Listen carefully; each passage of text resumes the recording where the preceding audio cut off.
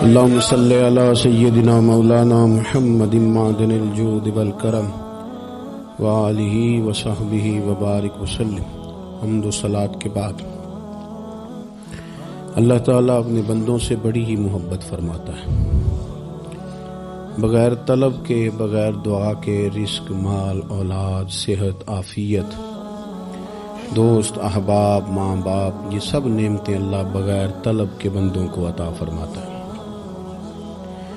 اللہ تبارک و تعالی اپنے بندوں کے حق میں رحمت والے فیصلے کرتا ہے، درگزر والا معاملہ فرماتا ہے۔ جگہ جگہ قرآن مجید میں اللہ تعالی نے اپنے بندوں پر رحمت کرنے کا ذکر فرمایا ہے۔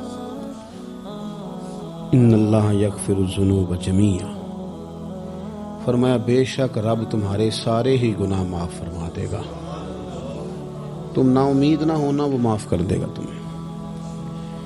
قرآن مجید میں فرمایا ان اللہ بالناس لرؤوف الرحیم، بے شک اللہ اپنے بندوں پر بڑا ہی مہربان اور نہایت ہی رحم کرنے والا، رؤوف اور رحیم ہے، بڑا مہربان ہے، کرم فرماتا ہے۔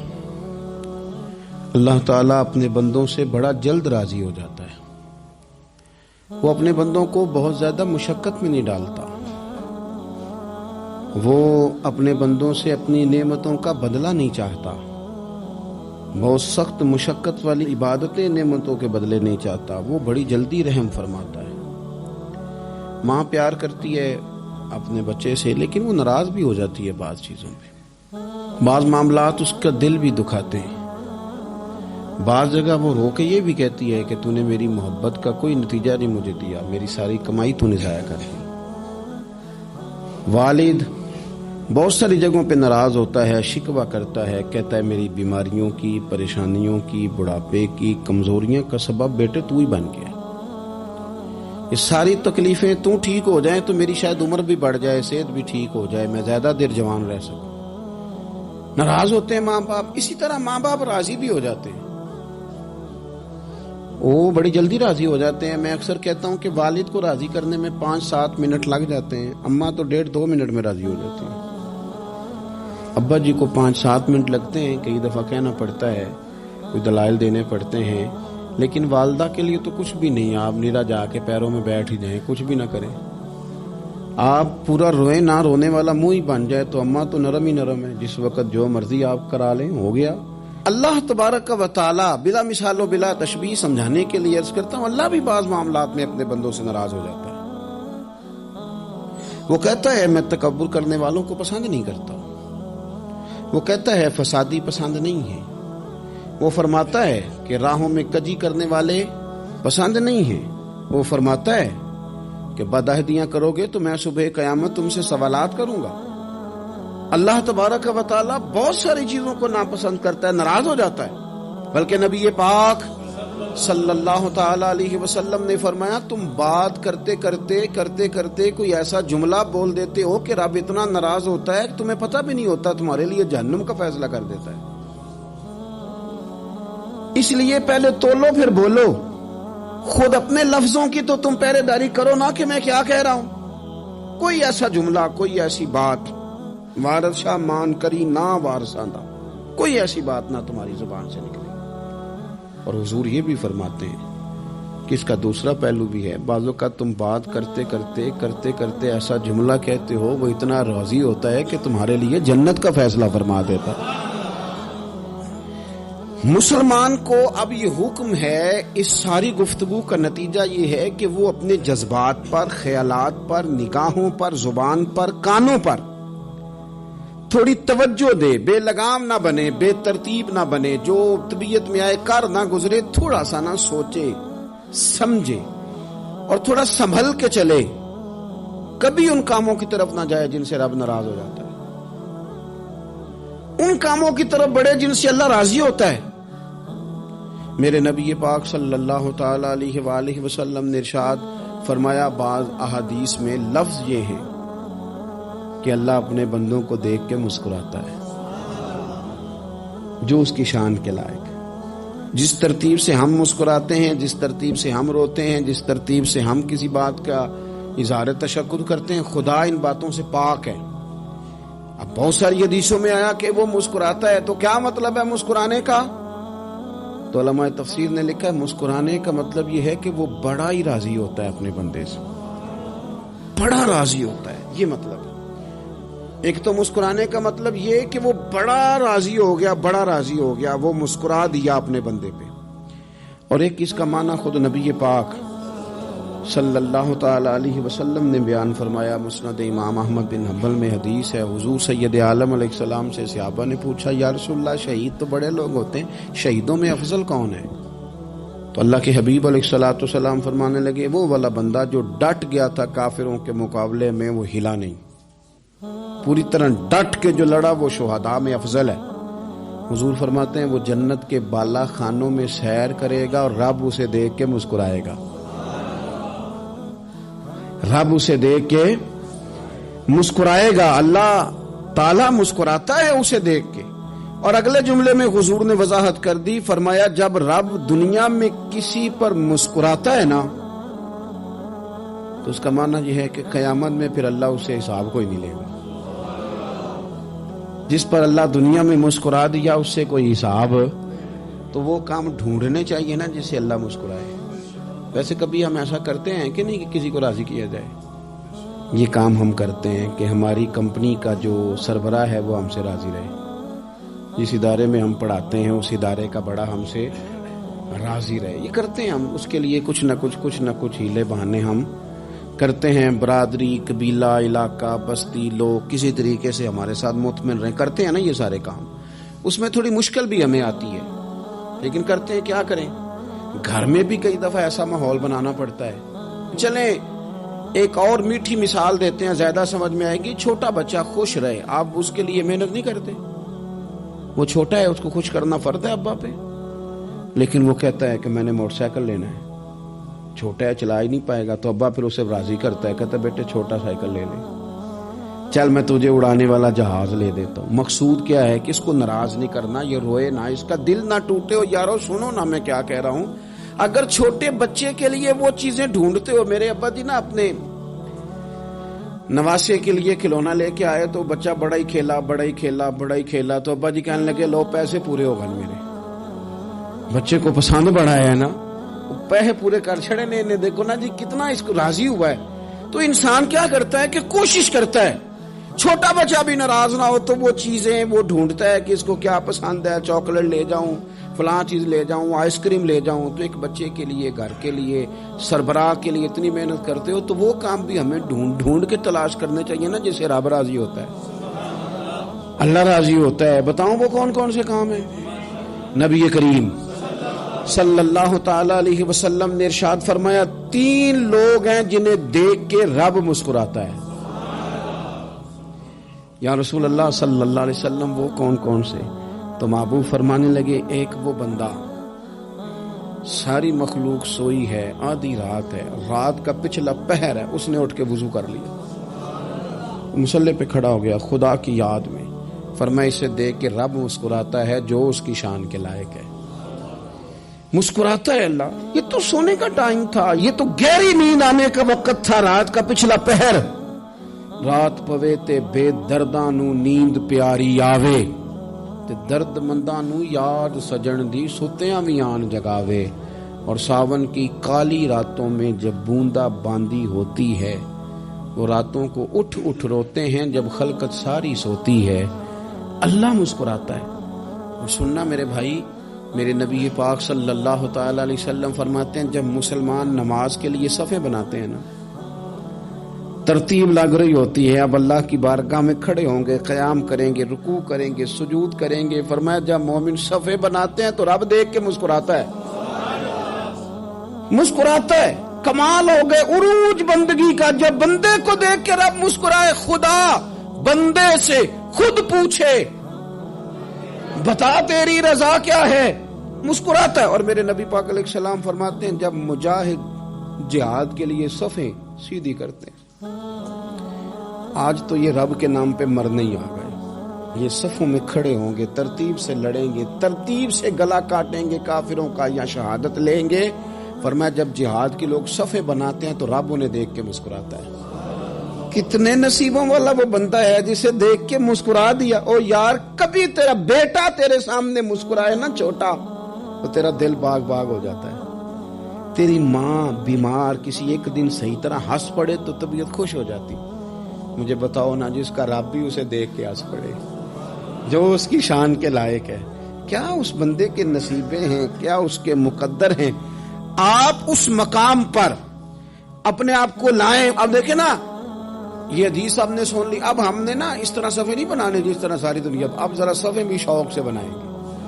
آپ ذرا تھوڑا سا شوق پیدا کریں گے, بھئی یہ تو میں وہ کام کرنے لگا ہوں جسے دیکھ کے رب مسکراتا ہے. نبی پاک صلی اللہ علیہ وسلم نے فرمایا جب کوئی بندہ توبہ کرتا ہے نا, ہم توبہ کا رٹا لگاتے ہیں, یا اللہ میری توبہ یا اللہ. اور توبہ کا تو مطلب یہ ہے کہ پچھلے گناہوں سے پکی توبہ, آج کے بعد یہ غلطی نہ کرنے کا پکا وعدہ. تو نے ساری شب برات رو کے گزاری ہے, بتا سویرے جھوٹ جوڑنے کا ارادہ ہے تیرا, آج کے بعد رشوت تو نہیں نہ لے گا, ملاوٹ تو نہیں نہ کرے گا, یہ توبہ ہے. اور اگر سارے کام اسی طرح کرنے تو پھر یہ توبہ کا رٹا ہے, جتنا مرضی لگاؤ.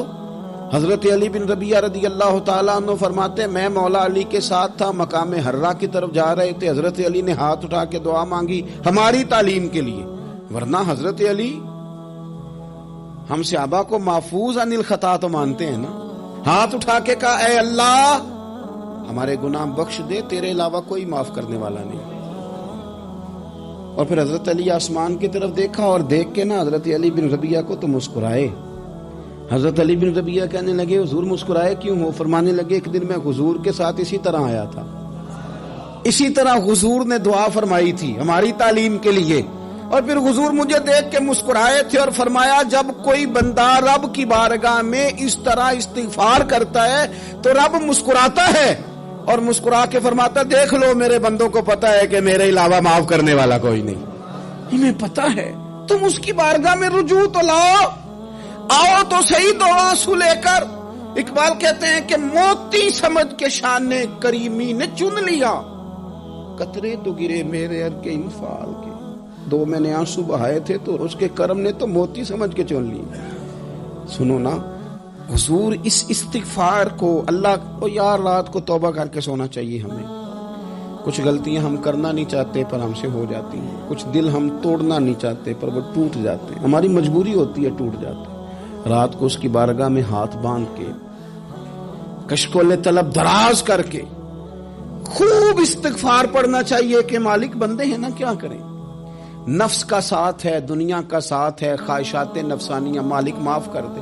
درد سے توبہ, رسم نہ ہو, کہانی نہ ہو, لفظ نہ ہو, جملے نہ ہو, اور جناب ایسے لوگوں کے بیچ بڑے ہاتھ باندھ کے اور بڑا کوئی ضرورت نہیں.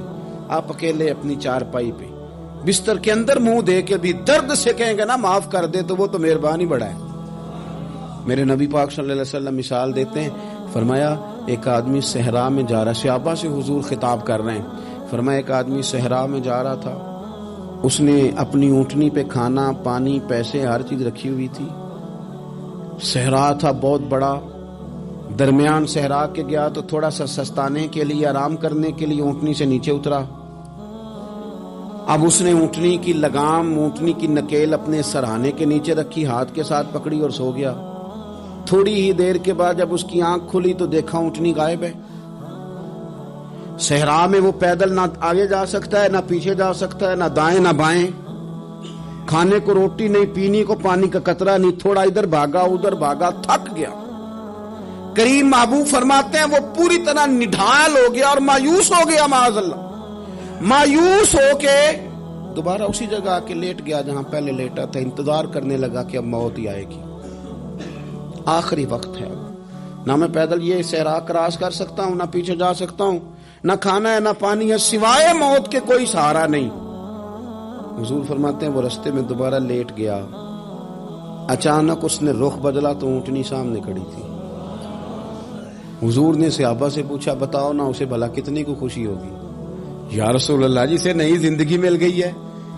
آپ دیکھیں نا سارے ڈاکٹروں نے کہہ دیا کہ اس کے تو گردے, میدا, جگر ہر چیز ختم ہے, گھر لے جاؤ خدمت کرو, ہر طرف پریشانی ہے. وہ بندہ بھی سمجھ گیا ہے کہ آخری وقت آ گیا, کل جاؤں پرسوں جاؤں, تیاری ہو گئی, سب لوگ آ گئے, باہر والے بھی آ گئے.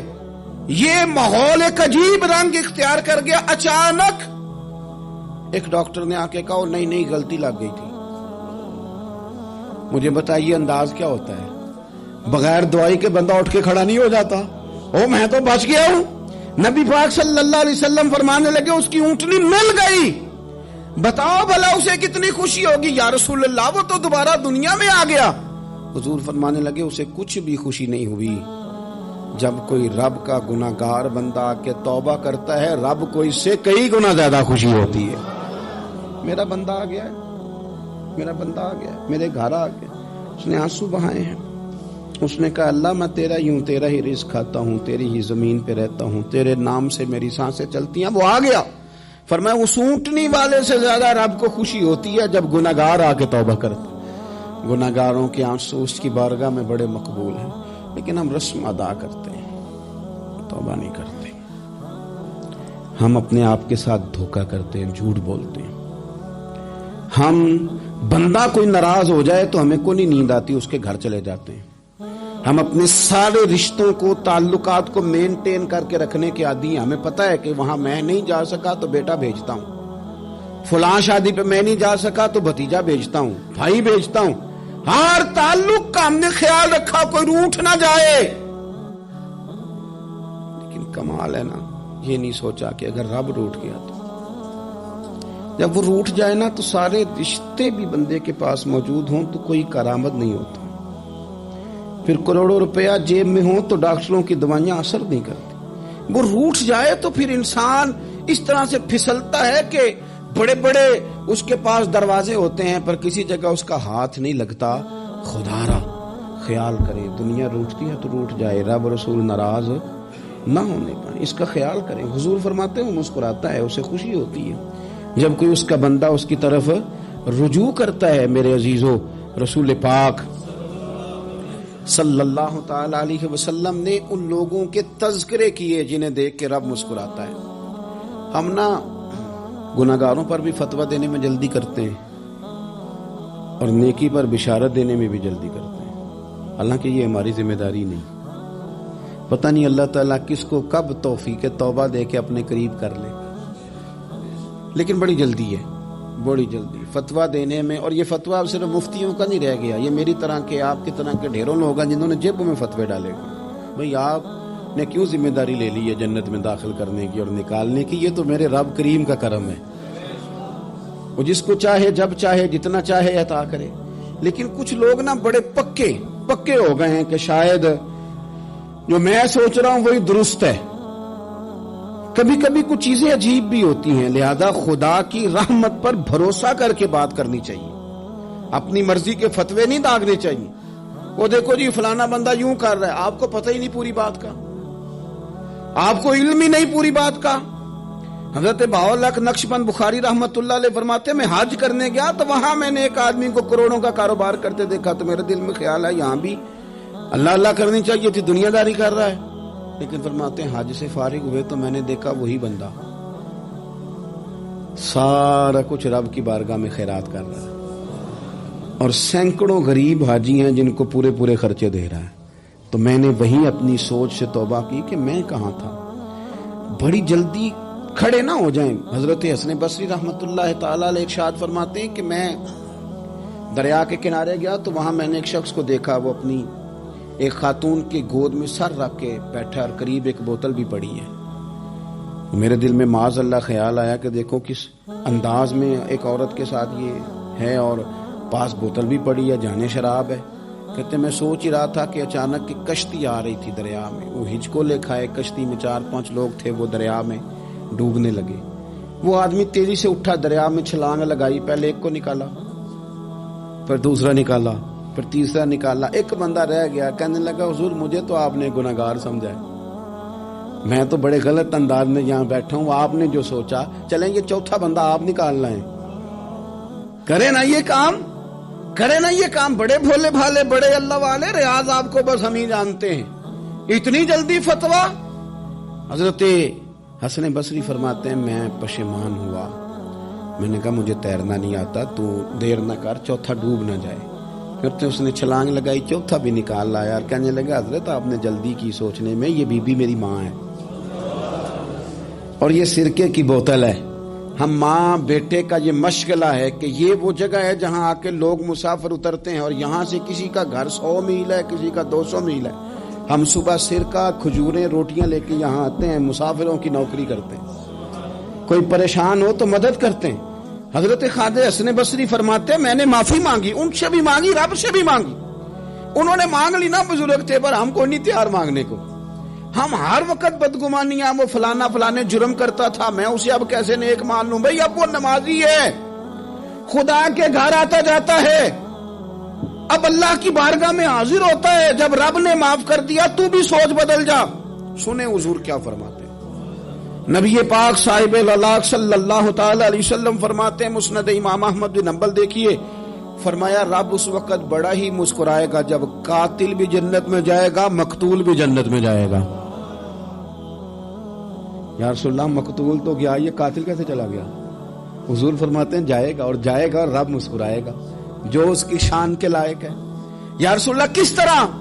تو نبی پاک صلی اللہ علیہ وسلم فرمانے لگے اس نے ایک مومن کو قتل کیا تھا، وہ شہید ہو کے جنت میں چلا گیا۔ اب اللہ نے بعد میں اسے توبہ کی توفیق دے دی۔ پہلے اس نے کلمہ پڑھا، پھر یہ میدان میں اترا، کافروں سے لڑا، یہ شہید ہوا، رب نے اسے بھی جنت دے دی۔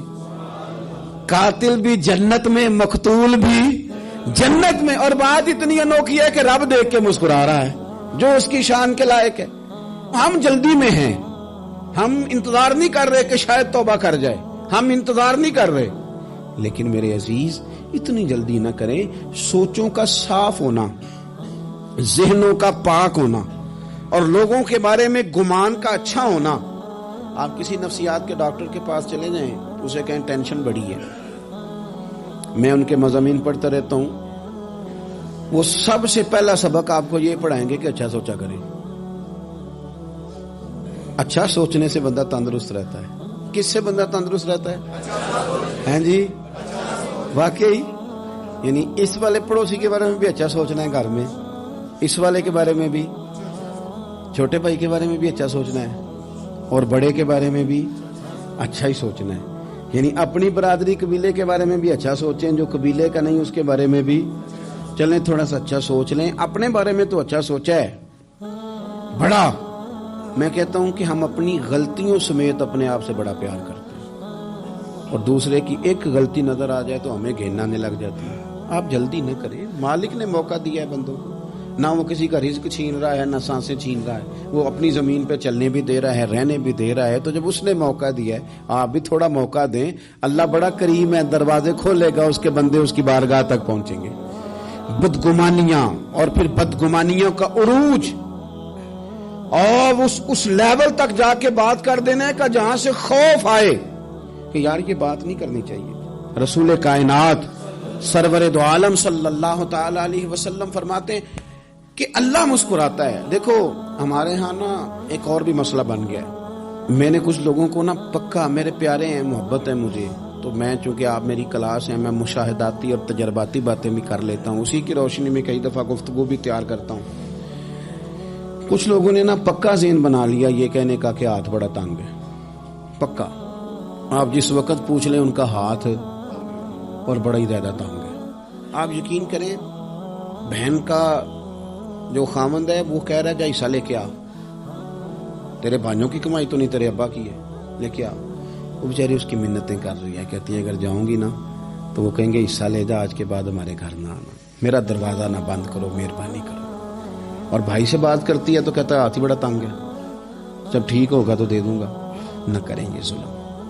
ہمارے اپنے تڑپتے رہتے ہیں اور ہماری دولتیں اندر پڑی رہتی ہیں، ہمارے اپنے چھوٹی چھوٹی ضروریات کے لیے پریشان ہوتے ہیں، لیکن ہم بڑے بڑے بہانے ہیں ہمارے پاس، کہتے ہیں یہ نکما ہے، یہ نکھٹو ہے، یہ کام نہیں کرتا، اس میں فلانا ہے، بے فلانا ہے، بلے میں نے نہیں ساتھ چلنا۔ اظہار جب آپ کے اندر پیدا ہوتا ہے نا، اظہار جب کسی کے لیے آپ حساس ہوتے ہیں تو آپ کو بھی سرور حاصل ہوتا ہے۔ نہ کریں یہ کام کہ آپ کو اللہ نے وسعت دی ہے اور ہر وقت آپ ہاتھ تانگ ہونے کا رونا رو رہے ہیں، ہر وقت آپ یہ کہہ رہے ہیں میں بڑی آزمائش میں ہوں، جب خدا نے آپ پہ نہیں ڈالی تو اتنے جھوٹ بولنا صرف اس لیے کہ میرے پیسے بچ جائیں، صرف اس لیے کہانی سنانا کہ حالات میرے بڑے خراب ہیں کہ کوئی بندہ میرے سے کوئی تھوڑا بہت قرض نہ مانگ لے۔ سنو، نبی پاک صلی اللہ علیہ وسلم کے پاس مہمان آ گیا، بخاری مسلم ہے، حضور نے ازواج مطہرات کے گھروں میں پیغام بھیجا کوئی چیز ہے ضیافت کے لیے؟ یا رسول اللہ کچھ بھی نہیں، یہ دو جہاں کے شاہ ہیں اور پاس کچھ رکھتے نہیں، دو جہاں کی نعمتیں ہیں ان کے خالی ہاتھ میں، یا رسول اللہ کوئی چیز بھی نہیں۔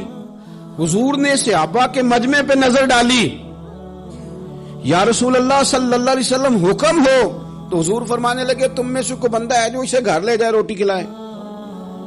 ایک صحابی اٹھے فوراً، حضور میں لے کے جاتا ہوں کھانا کھلاتا ہوں۔ فرماتے ہیں میرے گھر میں صرف بچوں کا کھانا تھا، یہ نہیں کہ فریزر بھرا ہوا ہے نعمتوں سے، صرف بچوں کا کھانا، یہ نہیں کہ کسی کو دیکھ کے اپنی ہنڈیا پہ برتن دے لیا، صرف بچوں کا کھانا۔ کہتے ہیں گھر گیا، بیوی سے کہا کیا کیفیت ہے؟ کہنے لگی بچوں کی روٹی ہے۔ میں نے کہا بچے سلا دے، صبح ناشتہ کر لیں گے۔ تو کہنے لگی آپ کیا کھائیں گے؟ تو میں نے کہا نہ میں کھاؤں گا نہ تو کھائے گی، مہمان جو نبی پاک کا ہے۔ کہا اچھا، اب ذرا تجویز دیکھو میاں بیوی کی سوجھی آپس میں۔ کہتے ہیں کھانا لگا دینا، کیونکہ ایک آدھ بندے کا کھانا ہے۔ اپنی غربتوں کا ہر جگہ اظہار کرنا، رونا رونا، یہ دیکھو غربت کیسے چھپائی جا رہی۔ اس کو کہا نہیں کہ چل تو تھوڑا رحم کھا، تو آیا ہے تو تھوڑا رحم کھا، یہ نہیں کہا اٹھ کے نا تو کھانا رکھنا اور اٹھ کے نا چراغ ٹھیک کرنے کے بہانے بجھا دینا۔ ہم دنیا والوں کے سامنے کیوں اپنے دکھ بیان کریں؟ ہم جو کہیں گے رب رسول کی بارگاہ میں کہیں گے۔ تو نا چراغ ٹھیک کرنے کے بہانے، اہلیہ اٹھی، کھانا دینے کے بعد چراغ ٹھیک کرنے کے بہانے بجھا دیا۔ خامد بھی ہاتھ چلاتے رہے، بیوی کبھی برتن رکھتی کبھی اٹھاتی، پتہ چلے کہ کھانا کھا رہے ہیں، کھانا کھایا جا رہا ہے۔ کہتے ہیں مہمان پیٹ بھر کے کھانا کھا گیا۔ یہ کام ہوا رات کے اندھیرے میں، اس وقت ہوا جب چراغ بھی بند تھا، اس وقت ہوا جب کوئی دیکھنے والا نہیں تھا، کسی پڑوسی کو بھی خبر نہیں تھی۔ فرماتے ہیں صبح کے اجالے میں اس مہمان کو لے کے مسجد نبوی میں نے قدم رکھا تو نبی کریم نے فرمایا رات جو تم نے کام کیا ہے نا اسے دیکھ کے میرا رب بڑا مسکرایا ہے، اللہ بڑا مسکرایا ہے۔ اللہ تر دامنی پہ شیخ ہماری نہ جائیے، ہم دامن نچوڑ دیں تو فرشتے وضو کریں۔ یہ شان ہے صحابہ کی۔ نبی کریم علیہ السلام نے فرمایا رب رات مسکرایا تیرا یہ انداز دیکھ کے، اور اس نے قرآن نازل کیا وَيُؤْثِرُونَ عَلَىٰ أَنفُسِهِمْ وَلَوْ كَانَ بِهِمْ خَصَاصَةٌ۔ کچھ لوگ وہ ہیں جنہیں بڑی بھی ضرورت ہو تو دوسروں پر اثار کر دیتے ہیں، قربانی دے دیتے ہیں۔ رب مسکرایا ہے، اندر پیسے رکھے ہوئے ہیں، اندر پیسے رکھے ہوئے ہیں، اور بہن آ کے منت کر رہی ہے کہ بھائی حالات بڑے خراب ہیں، تھوڑی سی مہربانی کر۔ تو کہتے ہیں بہن پردہ یہ ہے بس، کیسے بتاؤں تجھے حالات، تجھے کیا بتاؤں کام کتنی مشکل سے چلتا ہے، یہ پردہ یہ بس۔ بہرحال اگر تو نے کہا ہے نا 50,000 تو میں زیادہ نہیں کو 20 کو دے دوں گا تجھے، وہ بھی خاصی نیکی کر کے، وہ بھی بتا سکھا کے۔ رات اماں پہ علیحدہ سے احسان چڑھاؤں گا، ابا پہ علیحدہ سے چڑھاؤں گا کہ تمہاری بیٹی کے ساتھ تعاون کرنا، سارے علاقے کو ویسے ہی بتاؤں گا۔ اور وہ غریبنی بیچاری 20,000 لے کے گھر گئی ہے، پہ سفارشیں کر رہی ہے کہ مہربانی کرو۔ میں نے ایسے بھی دیکھے ہیں جو پہلے بیوی کو پکڑاتے ہیں تو دے، اس لیے کہ پھر وزیر اعظم تو ڈنڈا نکال لے گا تو بڑا مشکل ہو جائے گا پھر گھر میں رہنا، لہذا وہ یہ تو آگے لگ۔ یہ کیا لہجہ ہے آپ کا؟ یہ تو کسی کو بھی دیں تو چھپا کے دینے کا حکم ہے، کسی کو بھی دیں تو ہمیں حکم یہ ہے کہ سیدھے ہاتھ سے دینا ہے، الٹے کو خبر۔ اور یہ جو بالکل ہی اپنے ہیں ان پر تو پردہ پوشی آپ کے لیے ویسے ہی ضرورت تھی۔ میرے عزیز، رب مسکراتا ہے۔ میرے نبی پاک علیہ السلام نے یہ اعمال ہمیں بتائے جن پر اللہ مسکراتا ہے، خوش ہوتا ہے۔ اور بعض لوگوں کو حضور نے نامینیٹ کیا، حضرت سعد بن معاذ رضی اللہ تعالیٰ عنہ عظیم صحابی تھے۔ یہ وہ خوبصورت صحابی ہیں جن کے جنازے کو کندھا میرے نبی پاک نے عطا فرمایا، حضور نے کندھا عطا فرمایا۔ کمال ہو گئی، نرخ بازار محبت کا انوکھا ہی ہو گیا، خود خریداروں میں شامل آ کے مولا ہو گیا۔ حضور نے کندھا دیا۔ حضرت سعد بن معاذ رضی اللہ تعالیٰ عنہ کا جب جنازہ اٹھا، ان کی والدہ رو پڑی، بڑے درد سے روئی، ماں تھی نا، ان کی آواز جب حضور تک گئی تو نبی پاک نے فرمایا آنسوؤں کو روک لے، آواز کو کم کر لے، تیرے بیٹے کی تو جب روح پرواز ہوئی ہے تو رب مسکرایا ہے۔ جس کے آنے پہ رب راضی ہو مسکرا دے جو اس کی شان کے لائق ہے۔ یہ تو وہ لوگ ہیں کہ جن کے جانے پر نہ رب، وہ کسی نے کہا تھا کہ میرے مرنے پہ ہر سو شور مچ جائے گا، دیکھو گے میرے مرنے پہ ہر سو شور تمہیں پتہ چل جائے گا جب ہم جائیں گے، میرے مرنے پہ ہر سو شور مچ جائے گا دیکھو گے، اور کہنے الوداع سرکار خود تشریف لائیں گے۔ اور درویش کہنے لگے بعد مرندے مکھڑا میرا ہو جاوے جے تازہ، پھر سمجھ لینا محبوب میرے نے آن پڑے ہے جنازہ، اور عاشق کا جنازہ ہے ذرا دھوم سے نکلے اور محبوب کی گلیوں سے ذرا گھوم کے نکلے۔ فرمایا کہ ان کے تو جانے پہ رب کریم، اور حضور نے ایک دعا بھی دی۔ حضرت ابو طلحہ، حضرت طلحہ رضی اللہ تعالیٰ عنہ صحابی تھے، ان کا وصال ہو گیا تو حضور نے دعا بھی دی۔ فرمایا یا اللہ جب میرا طلحہ آئے نا تو اس سے مسکرا کے بات کرنا، یہ تجھ سے مسکرا کے بات کرے جو تیری شان کے لائق ہے۔ تو اللہ تعالیٰ غائب درجے راضی ہوتا ہے۔ ایک دفعہ پھر بات دہراتا ہوں، جو میدان میں ڈٹ کے شہید ہو رب اسے دیکھ کے مسکراتا ہے جو اس کی شان کے لائق ہے۔ جو توبہ صحیح کریں، سچی کریں، رب انہیں دیکھ کے مسکراتا ہے جو اس کی شان کے لائق ہے۔ جو نماز کے لیے صفیں بنائے رب انہیں دیکھ کے مسکراتا ہے۔ جو جہاد کے لیے صفیں بنائے رب دیکھ کے مسکراتا ہے۔ جو لوگ صبح پچھلے پہر اٹھ کے عبادت کریں رب انہیں دیکھ کے مسکراتا ہے۔ اور جو کبھی کبھی بھوکے رہ کے دوسروں پر قربان کر کے احسان کر دیں رب انہیں دیکھ کے مسکراتا ہے۔ بہت بڑی فضیلت ہے۔ اللہ ان سارے کاموں میں سے کسی ایک کام پہ ہمیں بھی لگا دے تاکہ یہ بڑی فضیلت اللہ تعالی ہم گناہگاروں کے حصے میں بھی فرما دے۔ آخر دعوانا ان الحمدللہ۔